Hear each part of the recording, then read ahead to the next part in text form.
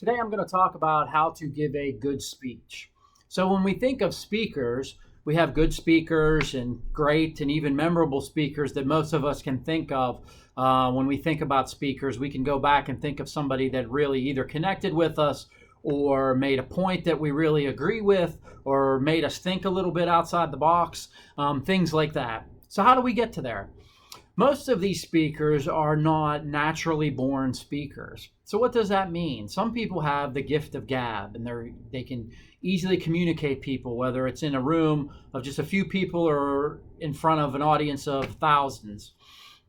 So you can get better at that with practice, just like with anything in life. If you put your mind to it and work at your craft, it's something that you can get better at. So how do we do that? For me, one of the key elements of this is the prep work. So one of my favorite sayings in life is, if you fail to plan, then plan to fail. So what does that mean when it comes to speeches? We don't want to just get up and wing it. We want to have our facts in order. We want to have some type of outline on the topics that we're going to discuss. We want to have an order to it, how we're going to open it, how we're going to make some points at the beginning, what the body of our presentation is going to be, that wow moment where we're really going to drive home the point that we're trying to make, and then how we're going to tie it all together at the end. So when we send the audience off, it's going to be a speech that they're not going to remember all of it, but if they can remember a few key points, especially the one you really wanted to get across, maybe it's something that they'll remember for more than 5 minutes, hopefully, something that they're going to remember for 5, 10 years down the road, or maybe even for a lifetime. So once you have the prep work done, and you've picked your topic or somebody's given you the topic and you did your homework and you put it all together in the outline and how you want it all to flow, then the next element is practice. So we don't want to just have notes, and we don't want to stand up and in front of the audience and read off of note cards, or if there's a teleprompter or whatever it would be.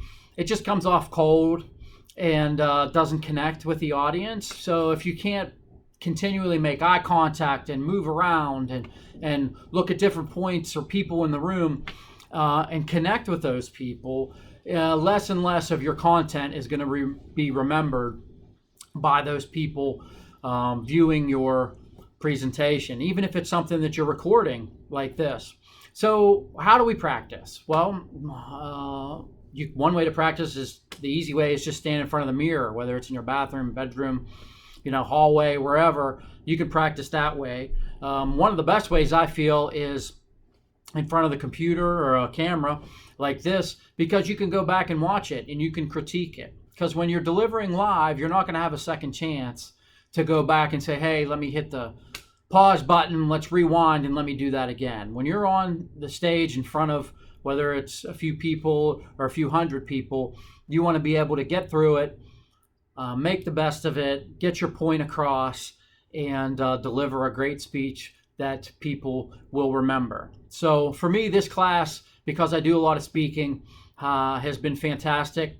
A lot of the content throughout has taught me a lot, and I hope some of my classmates have got that as well. And with that being said, good luck to all of you in the future, and take care.